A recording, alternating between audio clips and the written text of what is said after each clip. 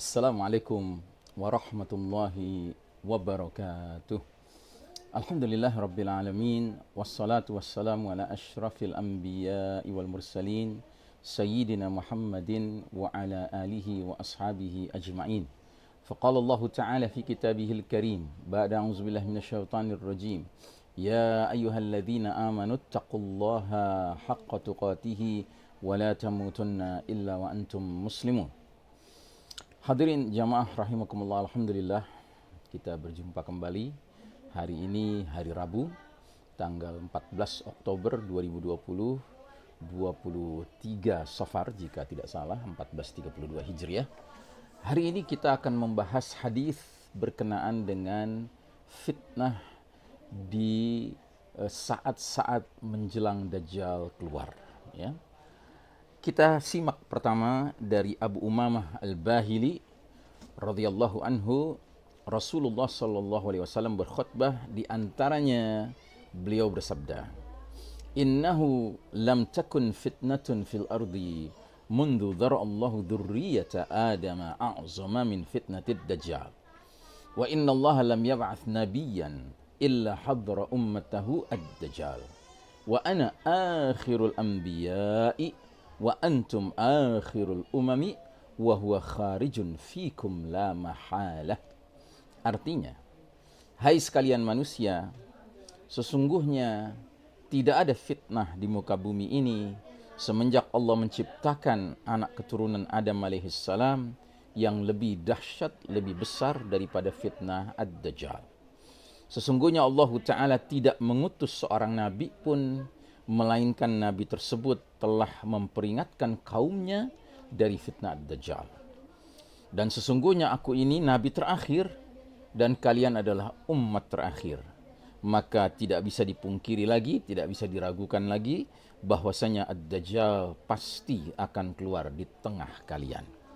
Ini hadis diriwayatkan oleh Ibnu Majah, juga Al-Hakim dan Ibnu Khuzaimah. Kemudian saudaraku rahimakumullah, berdasarkan hadis ini berarti sesungguhnya perjalanan dunia, terutama seperti kita yang sudah berada di ahdul fitan fi akhir zaman, era penuh fitnah di akhir zaman ini, semakin hari semakin dekat dengan jadwal khurujud dajjal, keluarnya ad-dajjal. Padahal dajjal ini merupakan a'zamul fitnah. Karenanya kalau kita membuat suatu perumpamaan bahwasanya kumpulan fitnah itu laksana gunung yang makin lama makin meningkat dan sampai ke puncaknya yaitu keluarnya Dajjal, maka dalam hal ini Nabi Muhammad sallallahu alaihi wasallam menggambarkan dalam hadis yang lain lagi, yaitu hadis dari Hudzaifah radhiyallahu anhu. Ia berkata, Dajjal disebut-sebut di dekat Rasulullah sallallahu alaihi wasallam.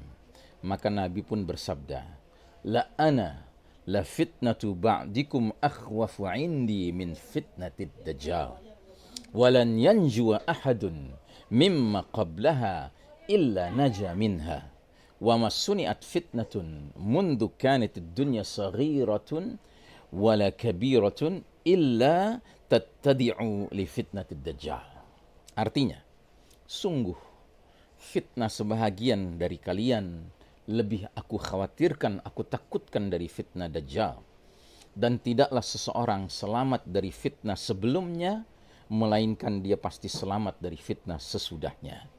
Dan tidaklah fitnah kecil ataupun besar dibuat sejak dunia ini memulai zamannya, waktunya, ya, melainkan semua fitnah baik kecil maupun besar itu untuk menjemput fitnah ad-dajjal.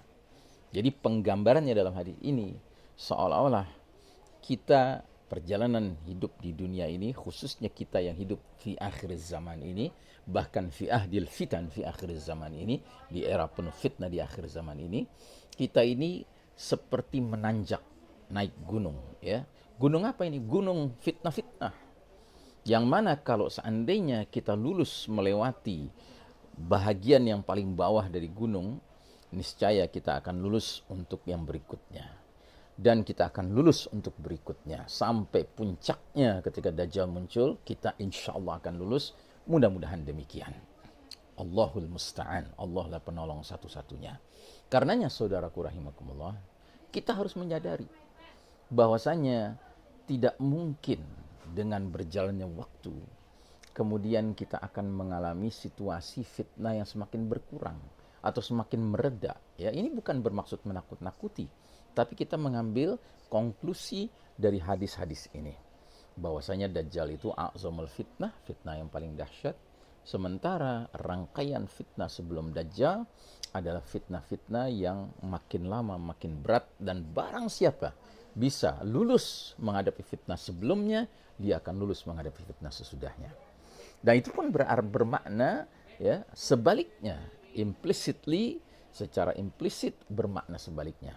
Barang siapa menghadapi fitnah hari ini saja dia sudah gagal, niscaya esok hari dia akan menghadapi fitnah yang lebih berat, yang niscaya dia akan gagal juga. Gitu. Berikutnya fitnah akan semakin berat, dia akan gagal. Dan puncaknya ketika Dajjal keluar, na'udzubillah, dia pun akan gagal menghadapi fitnah Dajjal. Karena dia adalah a'zamul fitnah, fitnah yang paling dahsyat. Karenanya saudaraku rahimakumullah, kalau kita kaitkan dengan realitas dunia sekarang ini, ya, orang sering bertanya-tanya, sampai kapan kita harus mengalami keadaan yang sepertinya tidak seperti dahulu lagi, yaitu kita tidak distancing lagi, kita tidak perlu menggunakan masker lagi, dan seterusnya. Ya, ini pertanyaan yang sesungguhnya kalau kita kaitkan dengan konklusi dari hadis-hadis yang sedang kita bahas sekarang ini, tidak bermaksud menakut-nakuti dan tidak mengharapkan demikian, tetapi saya sangat khawatir bahwa memang situasi ini jangankan akan ya reda dan kembali seperti sedia kala, ya kita hidup normal lagi, tetapi yang lebih mengkhawatirkan semakin ke depan akan semakin mengkhawatirkan, semakin berat.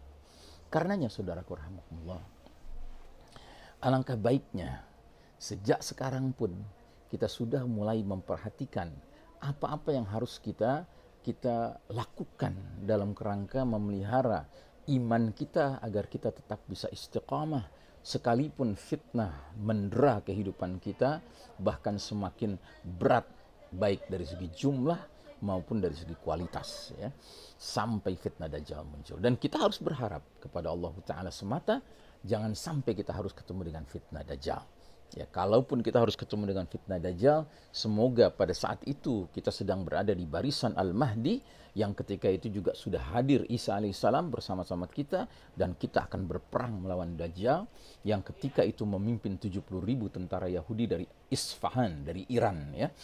Nah, kemudian kita baca hadis-hadisnya bahwa pada peperangan itu dengan izin Allah Ta'ala, Isa alaihissalam akan membunuh Al-Masihud Dajjal, sementara kaum muslimin dipimpin Al-Mahdi akan mengalahkan tentara-tentara Yahudi itu dalam satu peristiwa yang digambarkan dalam hadis Nabi, diantaranya yang berbunyi, La taqumus sa'atu hatta yuqatilal muslimun al-yahud hatta yakhtabi'ul yahud wara'il hajari awis syajari fayaqulul hajaru awis syajaru ya muslim ya Abdullah hadha yahudiyun wara'i ta'ala faqtulhu illa syajarul gharqad. Tidak akan terjadi hari kiamat sebelum kaum muslimin memerangi kaum Yahudi sehingga Yahudi bersembunyi di balik pohon, di balik batu. Namun Allah Ta'ala izinkan pohon dan batu berbicara, mengatakan, hai muslim, hai hamba Allah, hai tentara Islam, datanglah ke sini, di belakangku ada Yahudi bersembunyi, bunuhlah dia. Illa syajarul gharqad fa innahu min syajaril yahud. Kecuali satu jenis pohon tidak akan memberitahu keberadaan Yahudi yang bersembunyi di balik dirinya, yaitu pohon gharqad, karena sesungguhnya itu pohonnya kaum Yahudi. Jadi saudaraku rahimakumullah, kalaupun kita harus bertemu dengan Dajjal, semoga kita berada dalam posisi sedang berperang bersama pasukan Al-Mahdi, juga bersama Isa alaihissalam, ya, melawan Dajjal dan 70.000 tentara Yahudi yang bersamanya. Jangan kita berharap ketemu Dajjal dalam situasi selain daripada itu. Karena apa? Karena situasi selain daripada itu, Dajjal itu benar-benar memiliki 1001 tipu daya dan sihir yang telah menyebabkan banyak manusia terkecoh untuk memandangnya, untuk meyakini bahwasanya Dajjal itu sebagaimana yang dia klaim dirinya. Dajjal akan mengklaim ketika datang ke satu kampung, ana rabbukum, aku Rabb kalian. Dan orang-orang yang lemah iman, apalagi orang-orang yang kafir, mereka melihat begitu dahsyatnya tipu daya sihir yang Dajjal atraksikan, demonstrasikan, maka mereka akan segera percaya dan menerima Dajjal sebagai Rabb. Dan itu menyebabkan mereka diberi segala kenikmatan surga dunia oleh Dajjal, tetapi pada hakikatnya semua itu bayarannya adalah mereka di akhirat tidak mendapatkan kebaikan apapun, illa nar, kecuali api neraka yang menyala-nyala, khalidina fiha abada, mereka kekal di dalamnya, wa na'udzubillahi min dzalik. Nah, saudaraku rahimakumullah, memang ada orang-orang beriman yang ketika Dajjal muncul nanti datang ke kampungnya mengklaim dirinya sebagai Rabb. Orang-orang beriman ini dalam keistiqomahannya mereka akan menjawab, la rabbunallah, tidak, Rabb kami hanyalah Allah. Anta al-masihud Dajjal, engkau ini adalah sang pendusta, sang juru selamat pendusta Dajjal.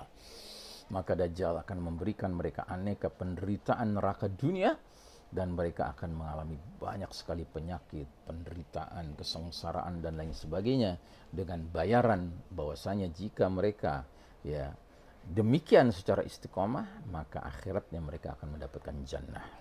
Bahkan di dunia ketika mereka berhasil bertahan dalam kondisi yang berat neraka dunia Dajjal itu, mereka kemudian ketika mendengar kabar bahwa Dajjal sudah terbunuh oleh Isa alaihissalam, bahkan Isa alaihissalam akan mendatangi mereka, mengusap wajah-wajah mereka, menyembuhkan mereka dari aneka penyakit yang diderita akibat neraka yang dibuat oleh Dajjal kepada mereka. Bahkan Isa alaihissalam akan memberi busyroh, kabar gembira kepada mereka, kedudukan mereka di jannah kelak nanti. Nah, saudaraku rahimakumullah, yang harus kita bayangkan adalah kalau sekarang saja, hari-hari sekarang saja, kita sudah merasakan betapa beratnya fitnah akibat konspirasi kaum Yahudi, kaum Nasrani, kaum musyrikin atas umat manusia, khususnya umat Islam, kaum beriman, maka keesokan hari nanti situasi akan lebih berat lagi. Lusanya lebih berat lagi sampai munculnya Dajjal. Maka saudaraku rahmatullah, kita harus benar-benar menjadi hamba-hamba Allah yang semata-mata bertawakal kepada Allah Ta'ala. Karena Nabi SAW mengatakan, jika Dajjal muncul sedangkan aku masih di tengah-tengah kalian, masih berada di antara kalian, fa'ana hajijukum, maka akulah yang menjadi pembela kalian untuk melindungi kalian dari bahaya fitnah Dajjal. Tapi jika Dajjal muncul sedangkan aku sudah tiada di tengah kalian, seperti kita sekarang ini, kalau Dajjal muncul, maka tidak ada Nabi Muhammad SAW di tengah-tengah kita. Apa yang terjadi? Yang terjadi, kata Nabi, hendaknya setiap orang you're on your own, berusaha untuk menyelamatkan dirinya sendiri. Wallahu khalifati, sedangkan Allah adalah penggantiku sebagai tempat untuk bernaung, berlindung, bergantung, memohon pertolongan bagi setiap orang yang mengaku beriman. Artinya dia harus mengokohkan ketawakalannya kepada Allah Ta'ala, tauhidnya kepada Allah Ta'ala, dengan cara dia terus-menerus hanya berharap kepada rahmat Allah, pertolongan Allah, perlindungan Allah. Dan itu harus kita lakukan dari sekarang. Karenanya saudaraku rahimakumullah, jangan sia-siakan waktu. Pastikan bahwa kita ini merupakan hamba-hamba Allah yang merasa perlu kepada Allah Ta'ala, berhajat kepada Allah Ta'ala. Kata Allah Ta'ala dalam surat Fatir, antumul fuqara'u ilallah wallahu huwal ghaniyul hamid. Kalian manusia adalah yang membutuhkan kepada Allah Ta'ala. Fuqara'u ilallah. Makanya seringkali kita membaca dalam kitab-kitab para ulama kita, para ulama kita itu sedemikian tawaduknya, sedemikian rendah hatinya mereka kalau menyebut dirinya al-faqiru ilallah, hamba yang membutuhkan kepada Allah Ta'ala. Sedangkan Allah itu maha kaya dan maha terpuji. Ada contoh lain lagi, situasi yang amat sangat memerlukan ketergantungan kita, pertolongan Allah Ta'ala, ketawakalan kepada Allah semata, yaitu pada saat kelak nanti, jika pun Allah izinkan kita, mampu diizinkan Allah untuk berbaiat kepada Al-Mahdi, bergabung dengan Jaisul Mahdi, pasukan Al-Mahdi, ikut dalam berbagai qafilah jihad dipimpin oleh Al-Mahdi, maka ketika kita dipanjangkan umur sampai kita terlibat dalam Al-Malhamah Al-Kubra, perang besar melawan Rum, ya, ingat hadisnya mengatakan ketika kaum muslimin dipimpin Al-Mahdi berperang melawan Rum, maka pasukan Al-Mahdi terpecah menjadi 3 kelompok. Kelompok pertama adalah mereka-mereka yang menemui kematian dan mereka dijuluki sebagai afdalus syuhada indallah, seutamanya-utamanya para syuhada di sisi Allah Ta'ala. Sedangkan kelompok yang kedua, sepertiga yang kedua, adalah mereka-mereka yang lari dari medan perang dan dikatakan oleh Nabi SAW, Allah tidak akan mengampuni mereka selama-lamanya. Artinya mereka langsung distempel sebagai kaum munafik, sebagai kaum murtadin, orang-orang yang mundur meninggalkan agama, tidak diakui lagi keimanan mereka. Wa na'udzubillahi min dzalik, ya. Mereka mengalami nawaqidul iman, pembatal keimanan. Sedangkan sepertiga yang ketiga adalah kata Nabi SAW, mereka-mereka yang berhasil menang di dalam Malhamah Kubra itu dan mereka tidak akan terfitnah selama-lamanya.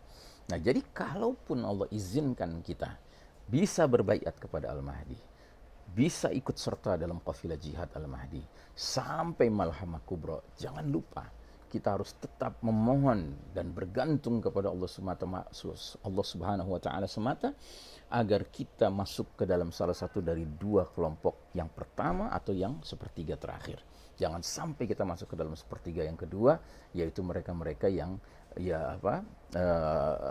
tawalla aniz zahf, ya, mereka yang lari desersi dari medan perang, yang kemudian menyebabkan mereka dikategorikan sebagai orang-orang yang murtadin, munafiqin, orang-orang yang nawaqidul iman, batal imannya, wa na'udzubillahi min dzalik. Kalaupun boleh kita masuk ke dalam pasukan yang ikut serta bersama Al-Mahdi memerangi Ar-Rum dalam Malhamah Kubra, kita berharap atau menjadi sepertiga yang pertama, asy-syuhada afdalus syuhada indallah, seutama-utamanya para syuhada di sisi Allah, atau kita masuk ke dalam kelompok yang ketiga, yaitu sepertiga yang menang dan tidak akan terfitnah selama-lamanya. Saudaraku rahimakumullah, pastinya hari-hari tersebut adalah hari-hari yang sangat berat. Ya, sebagaimana sekarang saja sudah terasa berat sekali. Ya, bagaimana kita bisa mempertahankan iltizam kita, istiqamah kita, menegakkan sunnah Nabi SAW ketika banyak manusia yang meninggalkan sunnah Nabi hari ini dengan 1001 dalih, dan salah satu dalih yang sekarang sedang dikemukakan adalah dalih sains, dalih kedokteran, ya, dalih kesehatan, dan seterusnya. Padahal sesungguhnya jalan keselamatan adalah taat kepada Allah Ta'ala, beribadah kepada Allah Ta'ala dengan mengikuti sunnah manusia teladan Nabi Muhammad sallallahu alaihi wasallam. Qulu qawli hadza fastaghfirullah li wa lakum. Innallaha huwal ghafurur rahim. Wa sallallahu ala nabiyyina Muhammadin wa ala alihi wa sahbihi wa sallim tasliman. Walhamdulillahi rabbil alamin. Wassalamu alaikum warahmatullahi wabarakatuh.